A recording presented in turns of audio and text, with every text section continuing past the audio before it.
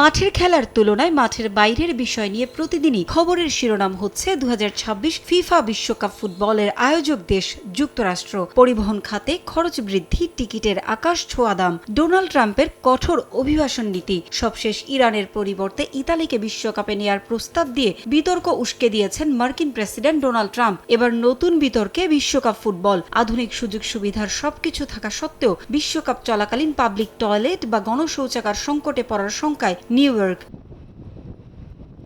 প্রথমবারের মতো ৪৮ দলের অংশগ্রহণে যুক্তরাষ্ট্র, কানাডা ও মেক্সিকোতে হবে বিশ্বকাপ ফুটবল। বিশ্বের সবচেয়ে বড় এই ক্রীড়া আসরকে সামনে রেখে শহরটিতে দেখা দিয়েছে গণশৌচাগারের সংকট, যা লাখো দর্শনার্থীকে নতুন ভোগান্তিতে ফেলতে পারে। বিশ্বকাপের একাধিক ম্যাচ অনুষ্ঠিত হবে নিউ ইয়র্কের মেটলাইফ স্টেডিয়ামে। গ্রুপ পর্বের ৫ ম্যাচ, শীর্ষ ৩২, শীর্ষ ১৬-র একটি করে ম্যাচ ছাড়াও বিশ্বকাপের সবচেয়ে আকর্ষণীয় ফাইনাল হবে মেটলাইফ স্টেডিয়ামে।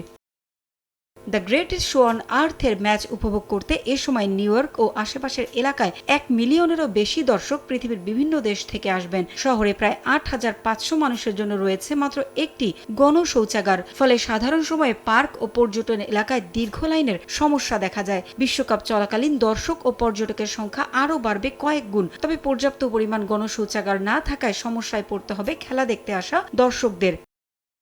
যুক্তরাষ্ট্রে সফল আয়োজন দিয়ে পুরো দুনিয়াকে চমকে দিতে চান ডোনাল্ড ট্রাম্প। তবে একের পর এক সমস্যা সামনে আসায় প্রশ্নের মুখে আয়োজকরা। দেরিতে হলেও শৌচাগার সুবিধা বাড়ানোর পরিকল্পনা নিয়ে কাজ শুরু করেছে কর্তৃপক্ষ, কারণ মৌলিক সুবিধা নিশ্চিত না হলে নেতিবাচক প্রভাব পড়বে আয়োজকদের উপর। তাই দেরিতে হলেও অস্থায়ী শৌচাগার তৈরির প্রকল্প হাতে নিয়েছে নিউ ইয়র্ক শহর কর্তৃপক্ষ। পারভিন আক্তার, সময় সংবাদ।